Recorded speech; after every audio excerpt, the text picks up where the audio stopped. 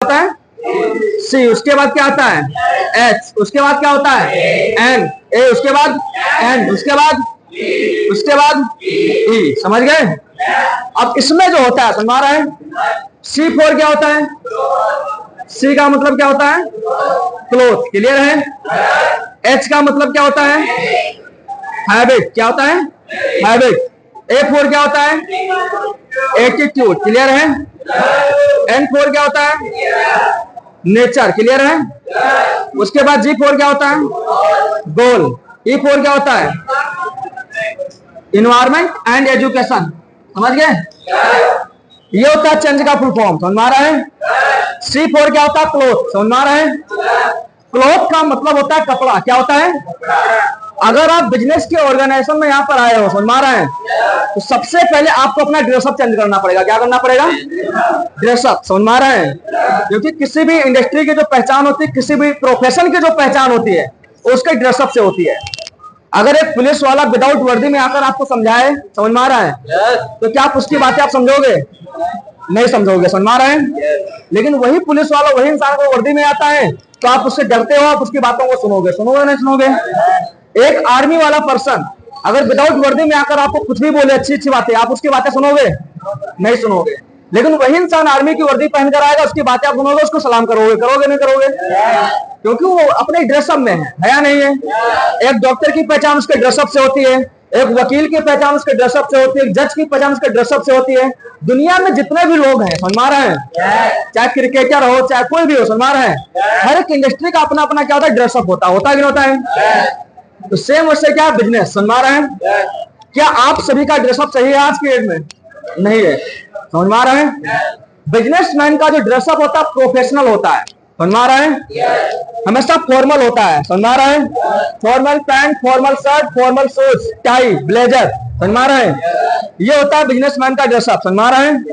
लेकिन आप जींस पहन के आ रहे हो, टी शर्ट पहन के आ रहे हो, है या नहीं है? रंग बिरंगे कपड़े पहन के आ रहे हो। अंबानी जी को देखा कभी जींस में? अंबानी जी को कभी जींस में देखा? कभी फोटो वगैरह देखा? कभी किसी बिजनेसमैन को जींस में देखा है? मतलब वैसे पर्सनल लाइफ में देखा होगा, लेकिन प्रोफेशनल में नहीं देखा होगा, है या नहीं है? क्योंकि उनका प्रोफेशन ही वही है। और आप मार्केटिंग के बिजनेस में बैठे हो। मार्केटिंग का मतलब होता है दिखावा करना। होता है कि नहीं होता है? और आज की डेट में जो जितना दिखेगा वो उतना बिकेगा। समझ गए? अपने आप को दिखाने के लिए सबसे पहले आपको क्या करना पड़ेगा? अपना ड्रेसअप चेंज करना पड़ेगा। समझ में आ रहा है? एक नया इंसान आता है, प्रोस्पेक्ट आता है, आप उससे लाखों की बात करते हो कि भाई आप लाख रुपए कमाएंगे, ऐसा करेंगे, वैसा करेंगे, बड़े बड़े सपने, उससे बड़ी बड़ी बातें करते हो। करते नहीं करते हो? और आपका ड्रेसअप है 100 रुपए वाला, है या नहीं है? तो क्या हो आपकी बातों को सीरियस लेगा? कभी नहीं लेगा। समझ में आ रहा है? मार्केटिंग का मतलब होता है दिखावा। समझ में आ रहा है? तो सामने वाले से अगर आप बातें कर रहे हो तो बातों के अकॉर्डिंग दिखाओ उसे। क्योंकि आज के डेट में इंसान सुनने से, बातों से कम यकीन करता है और देखने पर ज्यादा यकीन करता है। क्लियर है? तो आपको दिखावा करना आना चाहिए। समझ में आ रहा है? सबसे पहले आपका ड्रेसअप क्या होना चाहिए? सही होना चाहिए। समझ में आ रहा है? बिजनेसमैन का ड्रेसअप आपको पता है कैसा होता है? फॉर्मल होता है। समझ में आ रहा है? Formal pant, formal shirt, formal shoes. समझ में आ रहा है? ये सारी चीजें होती हैं। समझ में आ रहा है? जैसे कि आपको बताया गया होगा, जो चेंज होता है 2 टाइप का होता है, इंटरनल और एक्सटर्नल। बताया गया है उसमें बहुत सारी चीजें। एक्सटर्नल में क्या क्या आता है? ड्रेसअप आता है। ड्रेसअप में क्या होता है आप समझ सकते हो। क्लियर है? दूसरा हेयर स्टाइल वगैरह आपको पता ही हो, चीजें पता है कि नहीं बताया? इंटरनल में क्या आता है आपको पता है? बिहेवियर होगा, बातचीत करने का तरीका होगा, हमारी कम्युनिकेशन स्किल हो गई, कल्चर हो गया, हमारा नेचर हो गया, है या नहीं है? ये सारा इंटरनल में आता है, यानी आंतरिक चीजें। समझ गए? उसके बाद एच का मतलब क्या होता है? हैबिट। क्या होता है? हैबिट। समझ आ रहा है? हैबिट का मतलब होता है आदत। क्या होता है? आदत। समझ आ रहा है? यानी आपके अंदर जितने भी बैड हैबिट्स हैं उनको छोड़ना पड़ेगा और गुड हैबिट्स को अपने अंदर क्या करना पड़ेगा? लाना पड़ेगा। क्लियर है? बैड हैबिट्स का मतलब क्या होता है? ज्यादा सोना। समझ आ रहा है? लोगों से मिसबिहेव करना, गाली गलौज करना, समझ गए? फालतू की बातें करना, गप्पबाजी करना, अपने टाइम को वेस्ट करना। समझ में आ रहा है? समय की बर्बादी करना, सीखने पर फोकस ना करना, है या नहीं है? सुबह दोपहर तक सोते रहना, टाइम पर सोकर ना उठना। समझ गए? शाम को बैठ के पढ़ाई ना करना। ये सारी क्या होती हैं? Bad habits. समझ में आ रहा है?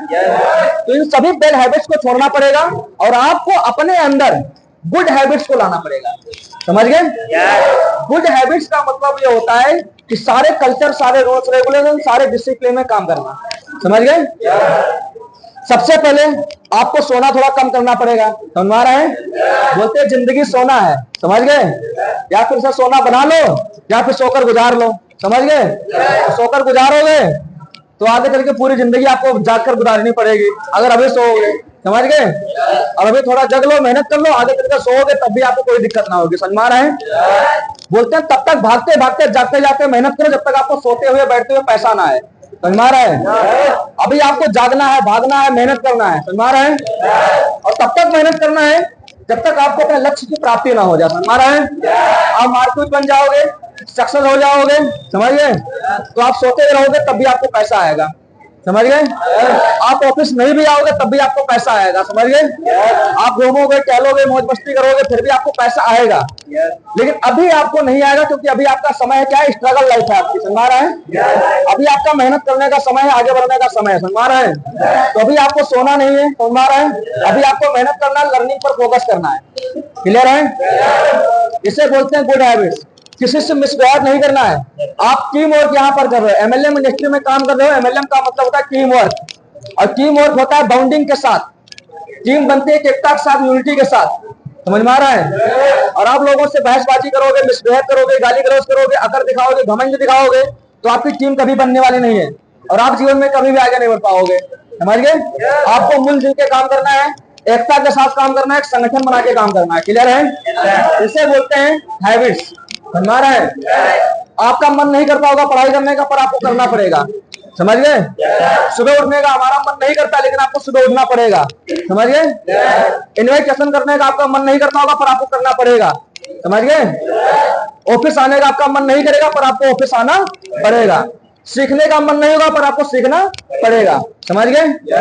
जितने भी बैड हैबिट्स हैं आपको उनको छोड़ना पड़ेगा, गुड हैबिट्स को अपने अंदर लाना पड़ेगा। क्लियर है? अगर आपने अपनी हैबिट्स को चेंज कर लिया ना तो आप आगे बढ़ जाओगे। इंसान अपनी आदतों से मजबूर होता है और गलती करता है जानबूझ के। समझ गए? तो अपनी आदतों को सुधारना है। क्लियर है? उसके बाद क्या आता है? एटीट्यूड। एटीट्यूड का मतलब क्या होता है? नजरिया। क्या होता है? एटीट्यूड का मतलब होता है नजरिया। समझ रहा है? आपका देखने का, आपका सोचने का, आपका बात करने का नजरिया क्या होना चाहिए? आपका अच्छा होना चाहिए। समझ गए? अगर आपका सोचने का तरीका गलत है, आप हर किसी के बारे में गलत सोचोगे तो भगवान करेंगे आपके साथ भी गलती होगा। समझ गए? आप किसी के साथ गलत करोगे तो आप साथ भी क्या होगा? गलत होगा। समझ रहा है? आप गलत नजरिए से किसी को देखोगे तो आपको गलत दिखाई देगा, अच्छे तरीके से देखोगे आपको अच्छा दिखाई देगा। हर एक इंसान के अंदर कमियां होती हैं, ऐसा कोई इंसान नहीं है जिसके अंदर कमियां ना हो। समझ गए? लेकिन जिसको हम जैसा देखते हैं वो हमें वैसा दिखाई देता है। कि आपके घर वालों के, तो आपके मम्मी पापा के अंदर कमियां नहीं है, लेकिन आप उनसे प्यार करते हो तो उनकी आपको अच्छाइयां दिखती, कमियां दिखती नहीं है या नहीं है? लेकिन आपका दुश्मन होता है, समझ गए, जिससे आप जलते हो, उसको आप गलत नजरिए से देखते हो तो उसके अंदर की कमियां आपको दिखाई देती हैं, तो उसको बोलते हो गलत है, गलत है, गलत है या नहीं है? तो आप जिस चीज को जिस नजरिए से देखोगे आपको वैसा दिखाई देगा। अच्छे से देखोगे अच्छा दिखाई देगा, गलत नजरिए से देखोगे गलत दिखाई देगा। समझ गए? भगवान राम जब सीता स्वयंवर के लिए गए थे ना जनकपुर, समझ रहे हैं, तो जब रास्ते में जा रहे होते हैं ना तो उनको बहुत सारे लोग देखते हैं, अलग अलग नजरिए से देखते हैं। समझ गए? सीता माता भगवान राम को पति के नजर से देख रहे होते हैं तो भगवान राम उनको पति के नजर में दर्शन दे रहे होते हैं। समझ गए? जो भक्तगण होते हैं उनको भगवान के नजर से देख रहे होते हैं, उनको भगवान के नजर में दर्शन देते हैं। देते कि नहीं देते? जो बूढ़े बुजुर्ग वहां की जो औरतें होती है, बूढ़े बुजुर्ग औरतें होती हैं, वो अपने दामाद के रूप में भगवान राम को देखती हैं तो उनको दामाद के रूप में दर्शन देते हैं। देते कि नहीं देते? समझ गए? राजा जनक अपने दामाद के रूप में देखते हैं, दामाद के रूप में दर्शन देते कि नहीं देते? तो इसलिए बोलते ना, जाकी रही भावना जैसी प्रभु मूरत देखी तैसी। समझ गए? तो सेम वहीं पर यहाँ पर भी वही है। समझ गए? आप जिस चीज को जिस नजरिए से देखोगे, जैसा सोचोगे आपके साथ वैसा ही होगा।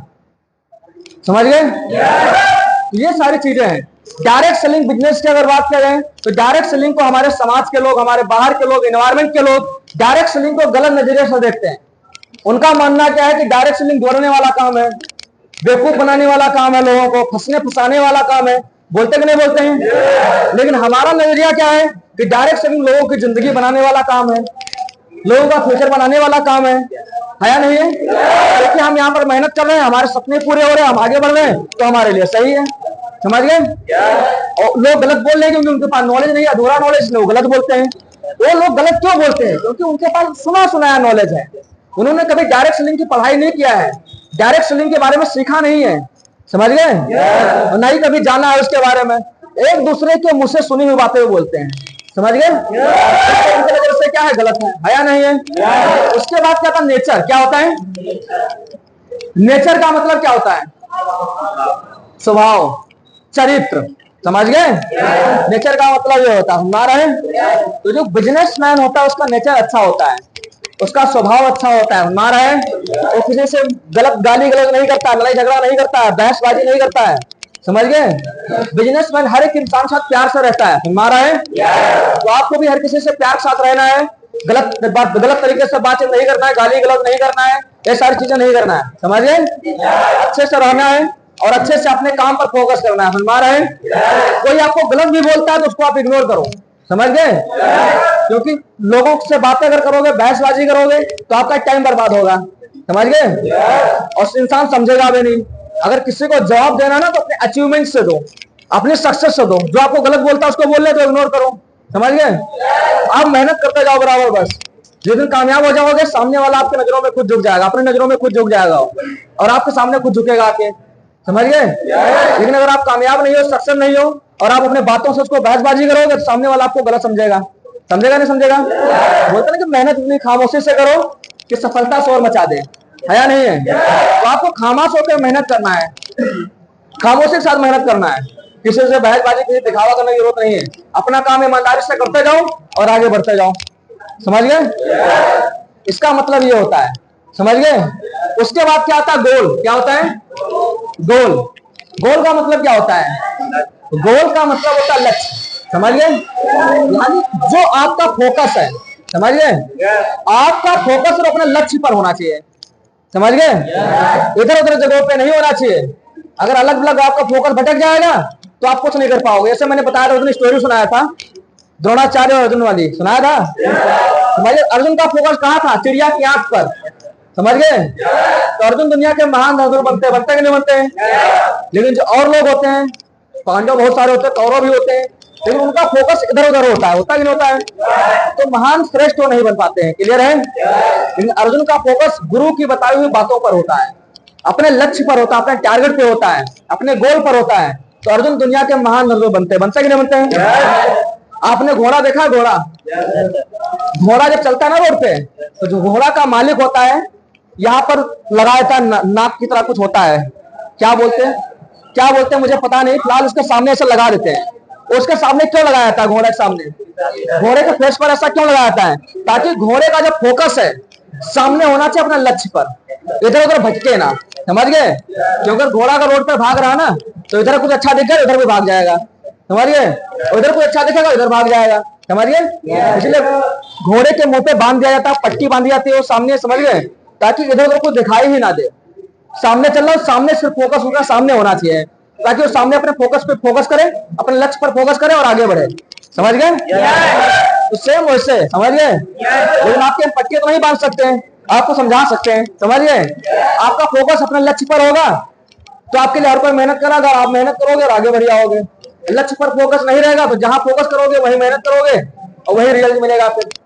समझ गए? आपका फोकस अपने लक्ष्य पर होना चाहिए, बाकी दुनिया से आपको मतलब नहीं होना चाहिए, कौन क्या कर रहा है क्या नहीं कर रहा है। आपको किसी इंसान से कोई मतलब ही नहीं होना चाहिए, अपने काम से काम होना चाहिए बस। समझ गए? इसे बोलते हैं गोल, लक्ष्य। समझ गए? उसके बाद क्या आता है? इन्वायरमेंट। क्या आता है? Environment, education. एजुकेशन का मतलब शिक्षा, आपको अपनी एजुकेशन पर फोकस करना, अपनी लर्निंग पर फोकस करना है। समझ गए? इन्वायरमेंट का मतलब होता है कि आप किस इन्वायरमेंट में रह रहे हो। समझ रहे हैं? अगर आपको कामयाब होना है, समझ रहे हैं, तो आपके लिए इन्वायरमेंट भी बहुत मैटर करता है। समझ रहे हैं? आप गांव वाले इन्वायरमेंट में रह के कभी कामयाब नहीं हो पाओगे। समझ गए? आप जैसे इन्वायरमेंट में रहोगे वैसे बन जाओगे। आप अगर जुआरियों के साथ रहोगे तो जुआरी बन जाओगे। आप भले कभी जुआ ना खेलते हो ना, पर आप जुआ खेलना सीख जाओगे, है या नहीं है? अगर आप शराबियों के संगत में रहोगे तो शराब पीना सीख जाओगे, आप भले कभी नहीं पियो। समझ गए? कभी नहीं पियोगे फिर भी आप सीख जाओगे, हर एक महीने में एक बार इंसान का मूड ऑफ तो होता ही होता है कि नहीं होता है। लोग स्टेटस लगाते हैं, मूड ऑफ लगाते हैं कि नहीं लगाते हैं। तो भाई अगर आपके साथ नशेड़ियों के साथ आप रहोगे, शराबी के साथ अगर आप रह रहे हो और आप बोलोगे भाई मेरा मूड ऑफ है, समझ रहा है, तो मान लो ये है शराबी इंसान, नशेड़ी है, समझ रहा है, तो इनसे क्या बोलेंगे, भाई टेंशन मत ले, एक पैक लगा भी सारा टेंशन गायब, समझ रहा है, मूड एकदम फ्रेश, समझ रहा है। चलो ठीक है, तुम पैक नहीं लगाओगे, बोतल नहीं लगाओगे, ढक्कन तो लगाओगे। एक महीने में एक ढक्कन, 2 महीने में 2 ढक्कन, 3 महीने में 3 ढक्कन, 6 महीने में क्या आएगा, बोतल आएगी, आएगी नहीं आएगी। तो जैसे एनवायरमेंट में आप रहोगे ना वैसे आप बन जाओगे, समझ गए।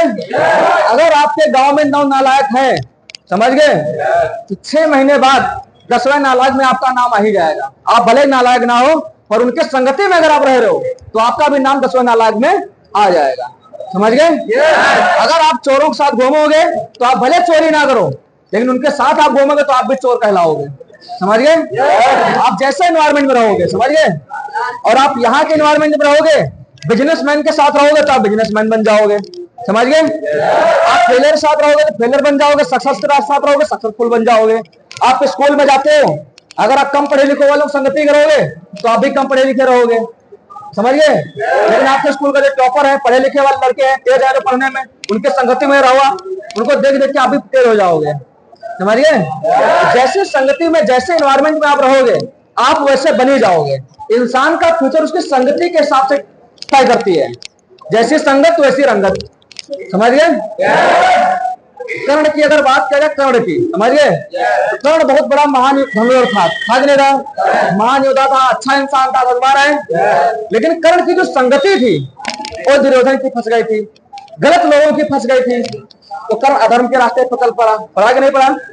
एक ही माँ के बेटे थे कर्ण और पांडव, अर्जुन भी उसी माँ का बेटा था, कुंती का बेटा था, कर्ण भी कुंती का बेटा था, समझ रहा है।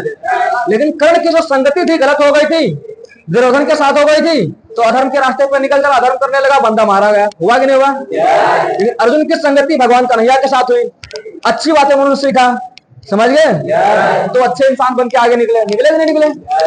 तो जैसे संगति आप करोगे, समझ रहे हैं, आप वैसे बन जाओगे। इन्वायरमेंट का मतलब ये होता है, समझ में आ रहा है, आपका फ्यूचर आपके संगत के ऊपर क्या करता है, डिसाइड करता है, समझ गए।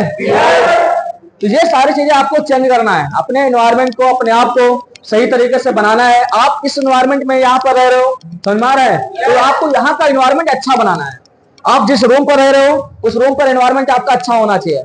आप जिस गांव, जिस समाज, जिस मोहल्ले में यहाँ पर रह रहे हो उस गांव मोहल्ले का एनवायरमेंट अच्छा होना चाहिए, समझ गए। अगर आप बेरी दारू पे क्या होगा, अपने मोहल्ले में लड़ाई झगड़ा करोगे ना तो आपके मोहल्ले का एनवायरमेंट खराब हो जाएगा। लेकिन अगर आप सही तरीके से रहोगे तो आपका एनवायरमेंट क्या रहेगा, सही रहेगा, रहेगा नहीं रहेगा। तो बिजनेसमैन एनवायरमेंट बिगाड़ता नहीं है, वो सुधारता है, समझ गए। तो अपने एनवायरमेंट आपको क्या करना है, सही करना है, सुधारना है, समझ गए। लेकिन हम क्या करते हैं, लड़ाई झगड़ा करते हैं, मारपीट करते हैं, फालतू गाली गलौज करने लगते हैं, करते कि नहीं करते हैं। तो ये गलत है, समझ रहा है। किसी से बहसबाजी नहीं करना है, किसी से मारपीट, लड़ाई झगड़ा, गाली गलौज नहीं करना है, अपने काम से, अपने आप से मतलब रखना है, बस, समझ रहा है। ये होता है एनवायरमेंट, समझ में आ रहा है, क्लियर है। तो इस तरीके से अपने आप को चेंज करना पड़ेगा, अपने नजरिया को, अपने हैबिट्स को, अपने ड्रेसअप को, समझ में आ रहा है। अपने आपका फोकस आपके गोल पर होना चाहिए। आपका नेचर अगर गलत है तो उसको सही कर लो, समझ गए। आपका एनवायरमेंट अगर गलत है, अगर आपकी संगति गलत है उसको सही कर लो, समझ गए। ये होता है चेंज का मतलब। इन सब चीजों से अपने आप को क्या करना पड़ेगा, चेंज करना पड़ेगा।